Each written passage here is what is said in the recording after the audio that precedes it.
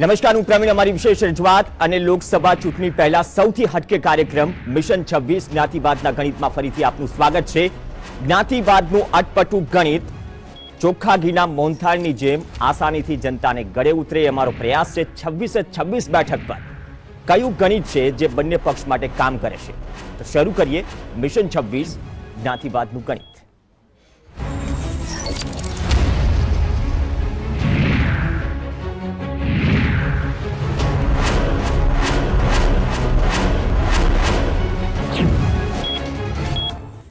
તો આજના એપિસોડમાં વધુ બે બેઠક વિશે in detail in depth detailing સાથે સમજીશું કે જ્ઞાતિવાદનું બે બેઠક પર ગણિત શું છે, જૂનાગઢ અને છોટાઉદેપુર.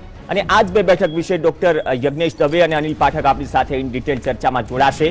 હવે શરૂઆત કરીશું જૂનાગઢથી, કેમ કે જૂનાગઢ બેઠક, આમ તો જૂનાગઢ બેઠક છેલ્લા 3 દાયકાથી ભાજપનો ગઢ છે, પરંતુ 2017ની વિધાનસભા ચૂંટણીમાં કોંગ્રેસે તમામ બેઠકો પર પ્રચંડ વિજય મેળવી ભાજપના સુપડા સાફ કરી નાખ્યા. જૂનાગઢમાં આહિર, ક્ષત્રિય, કોળી અને પાટીદાર એમ ચારેય જ્ઞાતિનું એક સમાન પ્રભુત્વ છે. જો કે 2019ની ચૂંટણી પહેલા ભાજપે કોંગ્રેસના દિગ્ગજ નેતા જવાહર ચાવડાને પોતાની છાવણીમાં લાવી જૂનાગઢ બેઠક પર સરસાઈ મેળવી. આથી જ કોંગ્રેસ માટે હવે જ્ઞાતિના પેચીદા સમીકરણો ઉકેલવા સૌથી મોટો પડકાર. સોરઠમાં ભાજપ અને કોંગ્રેસમાંથી કોને મળશે સરસાઈ? જ્ઞાતિવાદનું ગણિત ઉકેલી કોણ સર કરશે જૂનાગઢનો ગઢ? સંત અને સુરા માટે જાણીતી સોરઠની ભૂમિ પરના જ્ઞાતિના કોયડા ઉકેલવા એ ભાજપ અને કોંગ્રેસ એમ બંને પક્ષો માટે હંમેશા અઘરા સાબિત થયા છે. કેમ કે જૂનાગઢ લોકસભા બેઠકના મતદારો છાશવારે બંને પક્ષોને આંચકો આપતા રહ્યા છે. આમ તો જૂનાગઢ લોકસભા બેઠક છેલ્લા 30 વર્ષથી ભાજપનો ગઢ છે. 1991 થી 1999 સુધી સતત 4 ટર્મ જીત મેળવીને ભાવનાબેન ચીખલિયાએ અહીં ભાજપનો દબદબો સ્થાપિત કર્યો. જો કે 2004માં કોંગ્રેસના જશુ બારડે ભાવનાબેનને હરાવી આ બેઠક આંચકી લીધી. 2009માં ભાજપના દિનુ બોગા સોલંકીએ ફરી જશુભાઈને હરાવ્યા. તો 2014ની ચૂંટણીમાં ભાજપના રાજેશ ચુડાસમાએ 1,35,832 મતોથી કોંગ્રેસના પુંજાભાઈ વંશને હરાવ્યા. જો કે 2017ની વિધાનસભા ચૂંટણીમાં જૂનાગઢમાં કોંગ્રેસનું રીતસરનું વાવાઝોડું ફૂંકાયું. જૂનાગઢ લોકસભા હેઠળની તમામ 7 વિધાનસભા બેઠક પર કોંગ્રેસે ક્લીન સ્વીપ કરી ભાજપને ભોંય ભેગું કર્યું. 2017માં કોંગ્રેસને 1,14,742 મતની સરસાઈ મળી. મતલબ કે 2014 બાદ ભાજપના 2,50,574 મત કોંગ્રેસ તરફ વળ્યા. જૂનાગઢમાં સોરઠિયા આહિર, કારડિયા ક્ષત્રિય, કોળી અને પાટીદાર સમાજની બહુમતી છે. તેમાં પણ આહિર સમાજની વસ્તી લગભગ 12% છે. આથી જ ભાજપે આ તમામ સમીકરણને ધ્યાને રાખી કોંગ્રેસના કદ્દાવર નેતા જવાહર ચાવડાને પોતાની છાવણીમાં લાવી દીધા અને સીધા જ કેબિનેટ પ્રધાન બનાવ્યા. જવાહર ચાવડાને લાવી ભાજપે જૂનાગઢ બેઠક પર મજબૂત સરસાઈ મેળવી હોવાનું રાજકીય વિશ્લેષકો માની રહ્યા છે. બીજી તરફ કોંગ્રેસ અમરેલીની જેમ જૂનાગઢમાં પણ જીતને લઈને આશ્વસ્ત હતી, પરંતુ જવાહર ચાવડાએ કેસરીઓ ધારણ કર્યા બાદ કોંગ્રેસને ચોક્કસપણે મોટો ફટકો પડ્યો છે.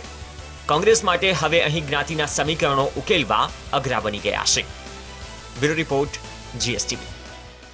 ઓવરઓલ લોકસભા બેઠક જઈ જૂનાગઢની અને કહ્યું કે ગઢ છે ભાજપનો, પરંતુ વિધાનસભા ચૂંટણીમાં જે રીતે સુપડા સાફ થયા ભાજપના, એવું લાગતું હતું કે 2019માં તેની અસર પડશે. પરંતુ કદ્દાવર નેતા જવાહર ચાવડા હવે ભાજપમાં છે, એટલા માટે જ અહીંનું જ્ઞાતિ ગણિત પણ પેચીદું છે. યજ્ઞેશ દવે અને અનિલ પાઠક આપણી સાથે છે. યજ્ઞેશભાઈ, આપથી શરૂઆત કરીએ. માસ્ટર સ્ટ્રોક કહો કે કંઈ પણ કહો, સોગઠા ગોઠવાના હતા, હવે ગોઠવાઈ ગયા, પરંતુ ઓવરઓલ બેઠક લઈએ.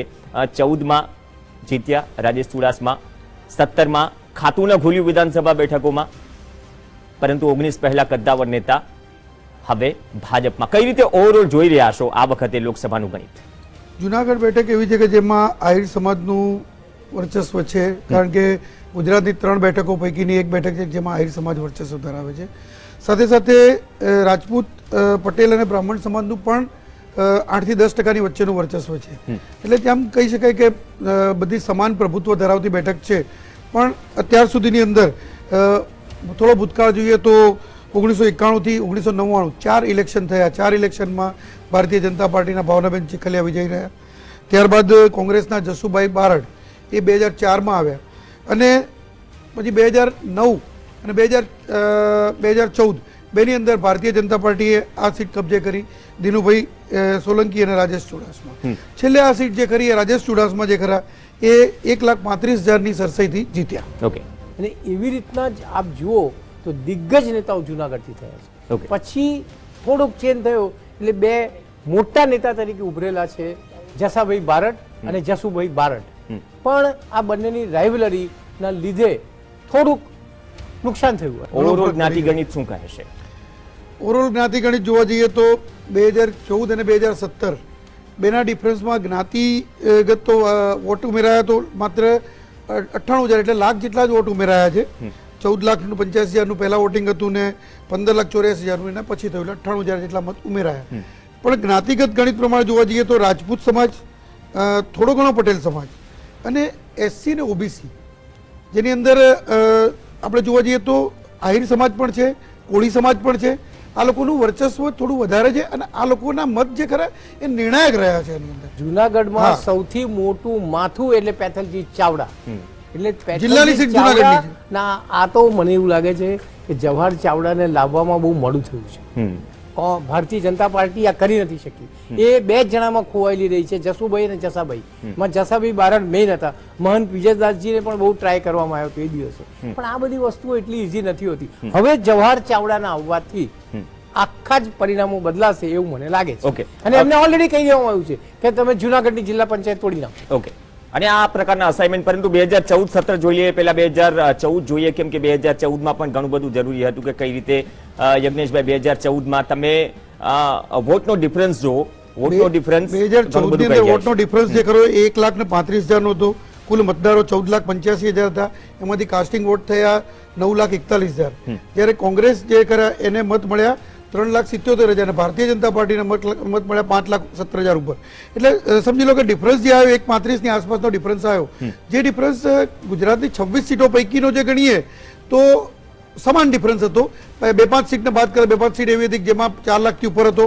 ઘણી સીટો બે સીટો એવી હતી જેમાં 1 લાખથી નીચે હતું. પણ બધી સીટોનો લગભગ 1 થી 1.5 લાખનો ડિફરન્સ હતો. આખું પિક્ચર બદલાઈ ગયું. 2017માં જોવા જઈએ તો જે જુનાગઢની જે લોકસભા બેઠક છે એની અંદર 7 વિધાનસભા બેઠક આવે. એક વાત પ્રવીણભાઈ કહું કે આપણી જે 182 વિધાનસભા બેઠક છે એમાં 7 વિધાનસભા બેઠક દરેક લોકસભા બેઠકને ફાળવી અને આપણે 26 લોકસભાની બેઠક કરવામાં આવેલી છે. એવી રીતે 7 વિધાનસભા બેઠક જે જુનાગઢને ફાળે જાય છે એમાં જુનાગઢ, વિસાવદર, માંગરોળ, સોમનાથ, તલાલા, કોડીનાર અને ઉના 7 બેઠક જે ખરી 2017માં કોંગ્રેસ લઈ ગઈ. અને 7 બેઠકની અંદર તમે જુઓ તો ડિફરન્સ જે ખરો એ કોંગ્રેસે ડિફરન્સ કર્યો 1,14,000 નો. એટલે જૂનો ડિફરન્સ 1,35,000 કાપતા કોંગ્રેસના ફાળે 2,50,000 જેટલા મત કોંગ્રેસના ફાળે ગયા. એટલે કોંગ્રેસે ઘણી મોટી લીડ કવર કરી એવું ગણી શકાય. કારણ કે જૂની 1,35 ની લીડ કવર કરતા 1,14,000 મત વધારાના મેળવ્યા કોંગ્રેસે.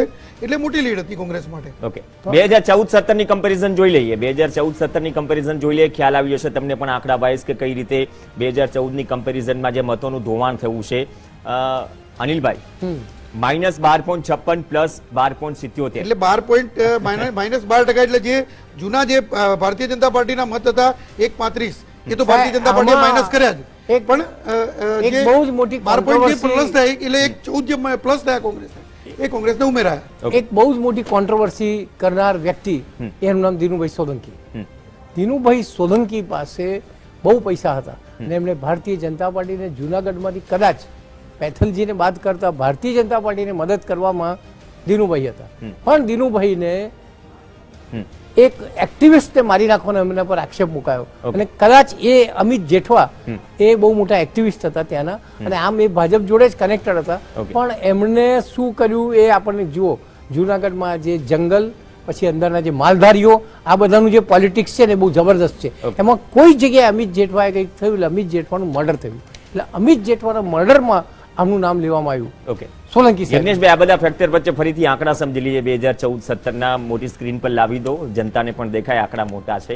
એટલે આ જે 2014 અને 17માં જે જમીન આસમાનનો ફરક છે એની જ કવાયત હોઈ શકે કે જવાહર ચાવડાને એક્ઝેક્ટ ઇલેક્શન પહેલા જે બ્લેક ભાગ આપણે દેખાઈ રહ્યો છે એટલે બ્લેક ભાગ જે ખરો એ ભારતીય જનતા પાર્ટીને જે મત મળ્યા હતા, સરસાઈ મળી હતી 1,35,000ની. 1,35,000ની સરસાઈ જે હતી 12%, એ 12% તો ભારતીય જનતા પાર્ટીની માઇનસ થઈ ગઈ. વત્તા કોંગ્રેસે 1,14,000 બીજા વધારાના મત મેળવ્યા. એટલે કોંગ્રેસના પ્લસ 1,14,000 એટલે સમજી લો કે 2.5 લાખ વોટ જે ખરા એ પ્લસ થયા. એટલે 10 લાખના વોટિંગમાં 2.5 લાખ વોટ પ્લસ થયા. એટલે 25% જેટલી સરસાઈ જે કરી, 12% પેલી કવર કરી, 12% આ થઈ. એટલે 2.5 લાખ જેવો 25% સરસાઈ જે ખરી કુલ કાસ્ટિંગની એ કોંગ્રેસે કવર કરી લીધી.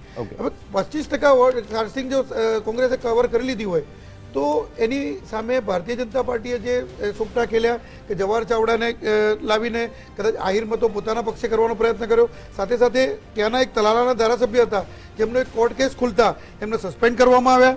એટલે 2-3 એવા સોપટા રમ્યા છે કે જેના કારણે ભારતીય જનતા પાર્ટી આ સરસાઈ ફરીથી કવર કરી શકે એવો પ્રયત્ન કરવામાં આવી રહ્યો છે.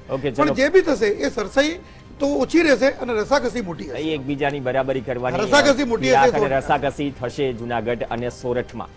એક બ્રેક માટે રોકાઈશું. સોરઠની તો વાત કરી, સોરઠની અલગ વાત છે. એ જ રીતે આદિવાસી બેલ્ટ છોટાઉદેપુરની પણ અલગ વાત છે. છોટાઉદેપુરનું શું છે સમીકરણ? કેમ કે આદિવાસી બેલ્ટ પર હંમેશા જાણીએ છીએ કે છોટાઉદેપુરમાં રાઠવા સમાજ છે, સામે સામે ટિકિટ વહેંચણી થાય છે. આ વખતે પણ એ જ પરિસ્થિતિ હશે. પરંતુ આ સિવાય જે નાના મોટા ગણિત ઉકેલવાના છે જ્ઞાતિગત, કઈ રીતે ઉકેલશે બંને પક્ષો, છોટાઉદેપુરમાં વાત કરીશું બ્રેક બાદ.